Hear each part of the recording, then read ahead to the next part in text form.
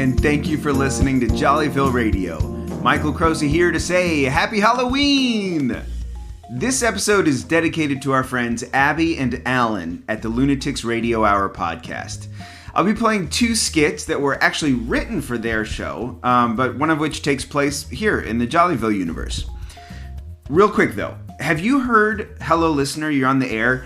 It was a big collaboration with Abby and Alan from 2 years ago. If you haven't heard it yet, drop everything you're doing and go listen now. It's episode 116. It's awesome. I know you're going to love it. Anyway, the main character from that episode is Malakoff radio host Terry Mitcham, who you'll hear again in this show.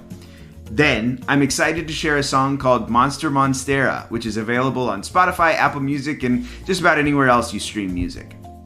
Finally, we'll replay our Community Beat interview with Abby about the kinds of community and connection that come with horror. It's super interesting. I think you'll really enjoy it. We are hard at work making Season 5, and we hope to have some more tidbits between now and when we're ready to publish. But in the meantime, the show starts now.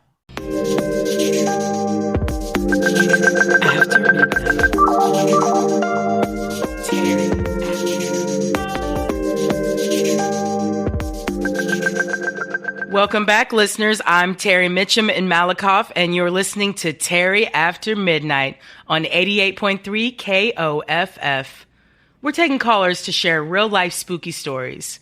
Hello, listener. You're on the air with Terry. Oh, wow. Okay. Well, I got a story for you. And just who am I speaking with? My name's Maple, like the tree. My parents were hippies. Okay, Maple. What have you got for me? Okay. So this happened way back when I was in college. I went to some tiny little school in the woods where everyone has a job and they make you work to help upkeep the campus. I majored in psychology, but I worked as a locksmith. In the woods? What, like the middle of nowhere, Kentucky? Well, North Carolina, but yeah, middle of nowhere. So I was a locksmith, right? One night I get this phone call that I gotta go to the gym for an emergency unlock. And boy, howdy, was it pitch black that night. No moon, nothing. It was only like 8:30, but it was the middle of winter, so the sun had already long since set. I didn't have a car, so I'm walking by myself with nothing but the lights following me. Whoa. There were lights following you? Well, not like Marfa ghost lights, just street lights. Explain. Okay, so a really long time ago, like 2015 or something, somebody found a straight up foot on campus. No shoe, no ankle, just foot. Everyone said coyotes, but they could never figure out who the foot belonged to. People got real upset, and the parents made a big safety campaign to put up street lights. You didn't have street lights in 2015? Yeah, but it's like in the woods, right? That's just how it is. A bunch of people really like it for its natural beauty, especially the people that had been there for a while. And if you wanted to do anything like that, you had to go through Thor. Thor? Let me guess. His parents were hippies too. Nah, Thor is just a nickname. He was a staff member in charge of the student electrician crew. He had been there a really long time. Nobody knows for sure how long. Wow, how old was this guy? I don't know. I'm not a doctor. But this dude's straight up a geezer. Like, really old. He'd be at least in his 40s. So anyway, this dude Thor was all like, heck, no, we're not going to have a bunch of street lights in the middle of the woods. But they didn't let up, so he compromised by putting motion sensors on them so that they only turn on when somebody walks by. So when you walk across campus, the light follows you. Exactly. Okay, so back to the story. Right. Anyway, so I'm walking the road to the gym, and I could hear it getting louder. Squeeze, squash, squeeze, squash. Oh, no. What was it? It was the gym. That's what I said. Explain. So our college mascot is the Summer Squashes. Hippies? Well, yeah, it used to be the Sasquatches until there was a whole student movement about cultural appropriation, and they changed it to the Summer Squashes. Squeeze, squash is the chant they do between the basketball team and the crowd. So I do the thing. I unlock the visiting team from the locker room. Finish the call. Now, I'm not usually one to watch sports ball, but I didn't really want to go back out into the dark, so I stuck around for a minute. I love people watching, so I was looking at the crowd and stuff. And by the crowd, I mean a small crowd. Our stadium is practically a garage with bleachers. Then all of a sudden, I lock eyes with Thor across the room. He must have already been staring at me. We were on the opposite sides of the court, but I could feel his bright blue eyes reaching right into my soul. I felt this icy pit right in my chest. I tried to look away, but I felt like I was being sucked into it. That sounds intense. Yeah, it was really intense. I felt like he was blasting a spotlight right at me. I decided to get the heck out of there, so I reached down for my toolbox, and when I looked up, he had gone. Okay, so some guy goes to the bathroom, and you want me to believe he's a ghost or something? What? No, I wasn't finished. Explain. So I left the gym and headed back to my dorm. It was pitch black out, and my eyes were still adjusting from being inside the gym. I had that feeling like something was off. Something was watching me. But I kept walking and tried to ignore that feeling. So I'm walking. The streetlights were turned on as I walked under them, but I could tell that there's somebody else out. Then up ahead, maybe 50 yards or so, I saw one of the lights come on in the distance. Was there somebody there? No, at first I thought it was a dog. But then I heard it give a yowl and start yipping. It was a coyote, glaring right at me. I could hear the other coyotes in the woods returning the howl. They were excited. They were hungry. The coyote stepped towards me, and the next light came on. Then it started to run. So what did you do, Maple? Well, I turned and ran too, man. I started running back towards the gym. I tried to keep tabs on it over my shoulder, but that was impossible. I couldn't even tell if it was just the one or if more had joined, but I could see the lights were getting closer and closer to me. It was a lot faster than I was, especially with the tool belt on. I tried screaming, but they couldn't hear me with the basketball game going on. Then all of a sudden, all the lights went off. Wait, like the street lights went off? Yeah, I couldn't see a thing, so of course I fell instantly. My tools scattered everywhere, so I tried to reach around for something to defend myself with. I found a hammer and my cordless drill and finally got to my feet. It took me forever. I thought for sure they would have pounced already. But instead, I heard the howling again. I could feel my heart pounding as I tried to see them around me. But again, they didn't attack. I started hearing a scuffle, like a noise and gnarling and whimpering and stuff. You think they were fighting each other? Well, I thought so at first. But then I saw it. The outline of a big, towering shape right about where the coyotes should be. It looked like a person, kinda. But it was as tall as the streetlights. It looked like it was absolutely going to town on these coyotes. I don't know if you've ever been ready to fight for your life, only to end up standing there like an idiot, but it's a really weird feeling. I mean, honestly, what was I going to do with a Phillips head bit against wild animals? Are you telling me Bigfoot saved you from coyotes? Okay, look, I don't know if it was Bigfoot, Sasquatch, Yeti. I'm not a scientist. But when it finished with the coyotes, I was standing there like a big dumb idiot. It turned and looked right at me. The icy blue eyes locked with mine, and I felt like it was looking right into my soul. I couldn't look away. I felt my chest turning icy again. My brain told me I was in danger, but I didn't feel worried somehow. It blinked slowly and turned towards the woods. Before I knew it, he had gone, and the lights had turned back on. Could you see the coyotes? Get this. The coyotes were gone. No sign of them. It sounded like there had been at least half a dozen of them. But when I went to where the fight happened, all I found was a single, severed coyote paw laying in the dirt. Ooh, that story gives me the shivers. Thank you, Maple, for telling us that story. I think I'm going to have to check over my shoulder walking to my car tonight. That concludes our show tonight, everyone. Be sure to tune in next time for Terry After Midnight on 88.3 KOFF. After Midnight.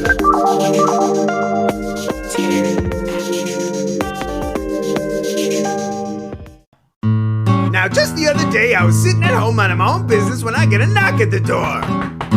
Who's there? He said, it's Ben. I said, my cousin Ben? He said, yeah. I said, that can't be right, because he lives in Colorado and I'm in Tennessee. He said, let me in, cousin. I said, okay, and I opened the door. It wasn't Benjamin at all. He was green, and he had leaves, and he said, you've been fooled by a clever ruse. You see, I might be wearing Ben's clothes and shoes, but I'm not him. No, I've got leaves and roots, 'cause I'm the shape-shifting, body-snatching monster monstera.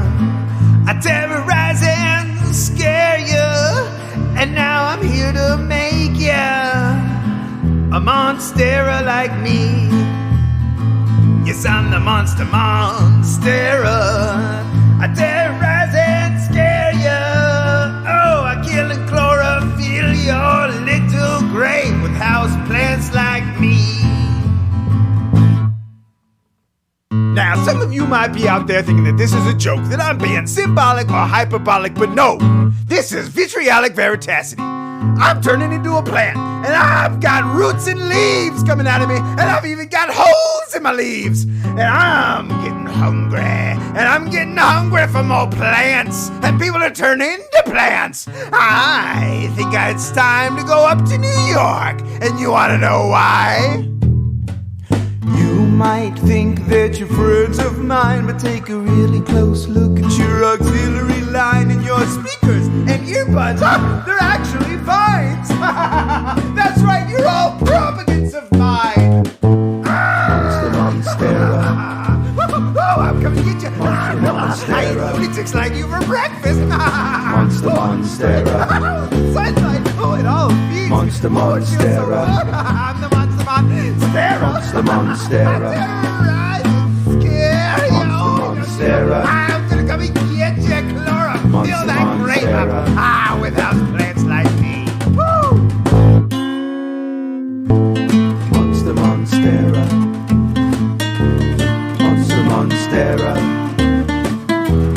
Monstera.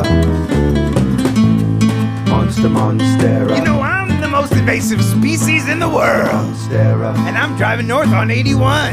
Monstera. And now I'm turning left in New Jersey. Monstera. Better watch out. I'm gonna knock on your door.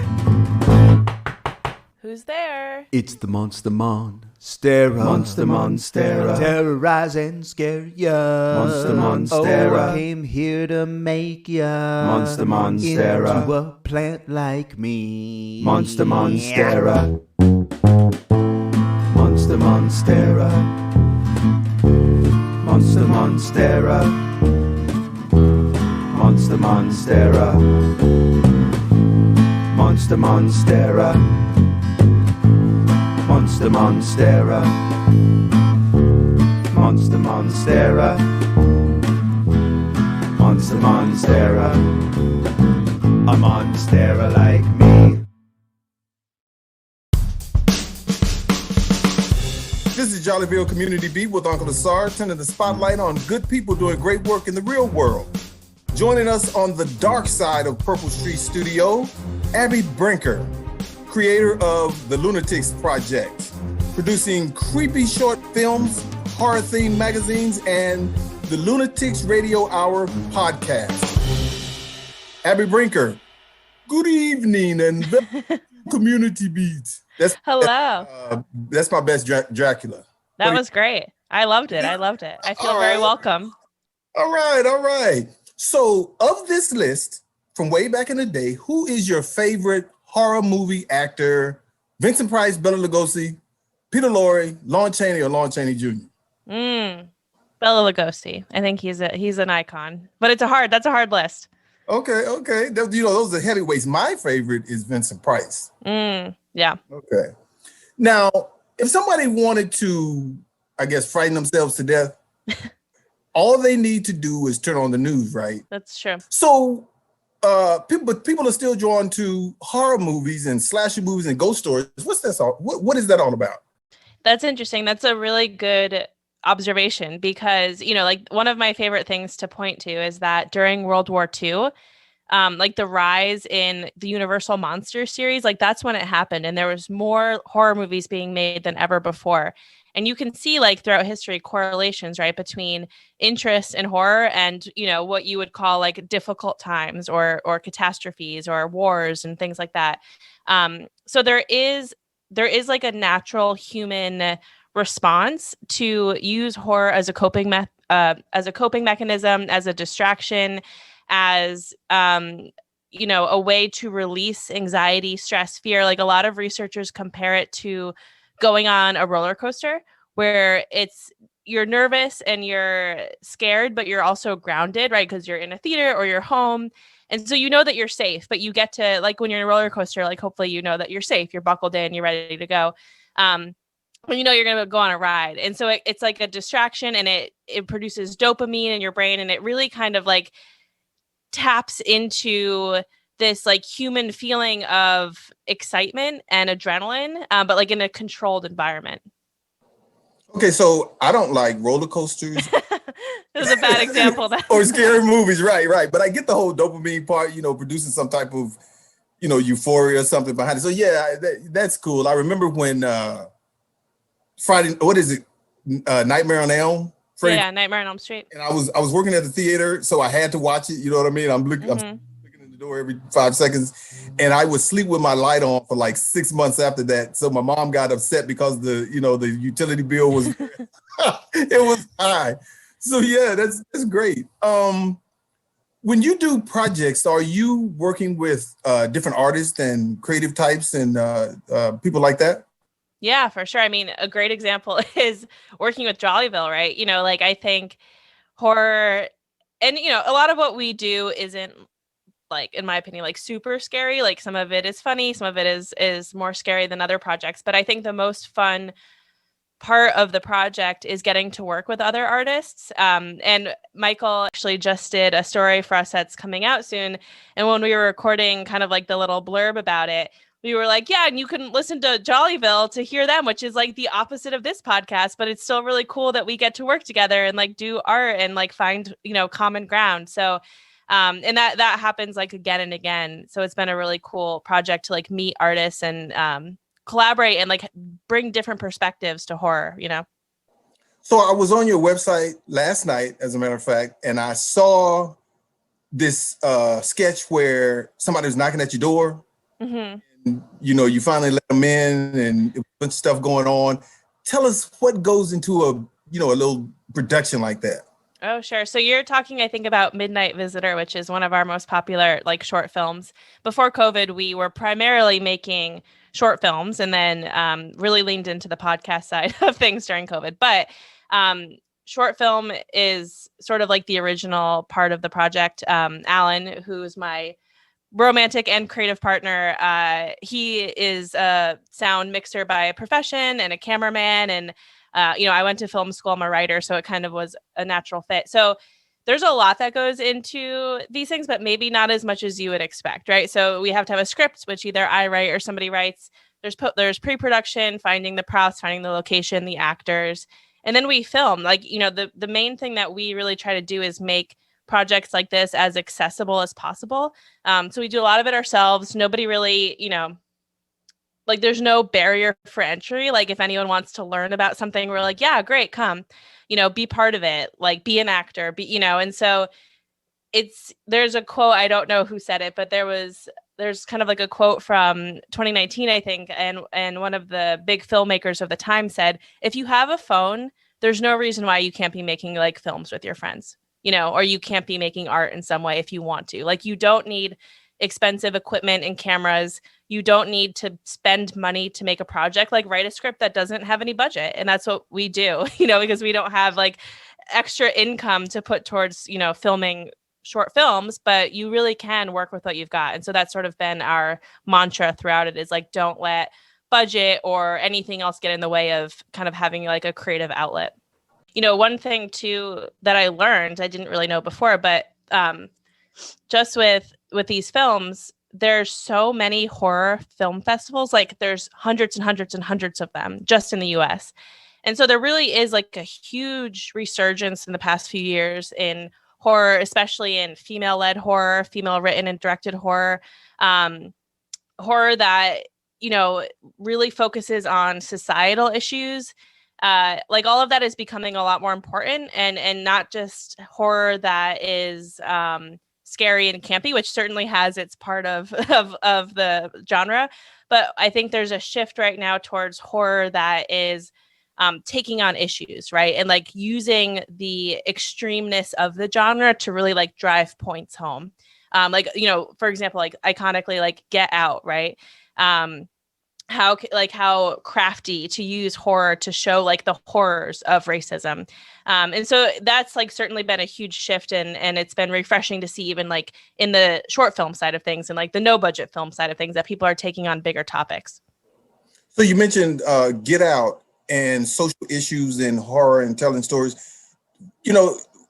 That's a deep, I don't know. I mean, as an artist, is that difficult for you to do to make that statement, to make the story, but put that in there about the social issue? What is that process like? Yeah, I mean, it's certainly a challenge, and it's harder than just trying to make something that's fun and light, or not even fun and light, but like campy and scary, right? There's another element to that, because you also want to make sure the people who are involved in the project, the people you're collaborating with, are represented in what the issue is that you're tackling, right? You don't want to take on something that's outside of your scope and outside of your area of the world, so to speak. So making sure there's representation, making sure that there's feedback, and that what you're doing is not in a vacuum. So yeah, so it's more difficult, but of course that doesn't mean that it's not like anything to shy away from. So in September of last year, Abby, you self-published, named Horror Stories, and it says it's a collection of short stories about monsters and aliens and stuff? Yes, that's right. For the podcast, but also like since, being a creative writing major, I have a lot of short stories. I have a lot of creepy short stories, right? So it was I just kind of like ended up with a Google Drive full of them. And I was like, hey, maybe you could put these into a book. And so that was a big project, like a big pandemic project. I worked with my friend who's an editor, and kind of, they're not perfect, but got them cleaned up a little bit and put them in a nice, beautiful cover by my friend, Emily Graverson. So where can we find Lunatics Project and your Horror Stories book on the web? Sure. So the Lunatics Project is our Instagram handle. You can find the podcast, which is Lunatics Radio Hour, anywhere you'd listen to podcasts. And Horror Stories is available on my Etsy shop. So there's a link in my Instagram bio. Abby Brenker, thank you for terrifying us, and we the scariest of the scariest. Thank you so much for having me. I appreciate it. This has been Jollyville Community Beat with UncleASAR, and dig this. No one is afraid of everything, but everyone is afraid of something. Rest in peace.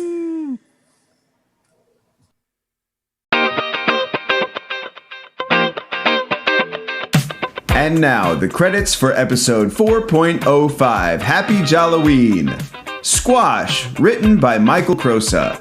The voice of Terry Mitcham, performed by Sarah Luke. The voice of Maple, performed by Peter. Produced and edited by Abby Brenker and Alan Kudan. First published on September 4th in the Lunatics Radio Hour podcast episode titled Lunatics Library 25 Bigfoot Stories. Monster Monstera, written and performed by Michael Crosa and available on Spotify, Apple Music, and anywhere you stream music. First published on September 26, 2022 on the Lunatics Radio Hour podcast episode titled Lunatics Library 26, Killer Plants.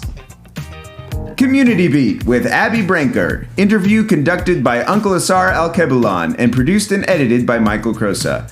First published on February 3rd, 2021 in the Jollyville Radio podcast episode titled Episode 205, Salads, Salad Ice Cream.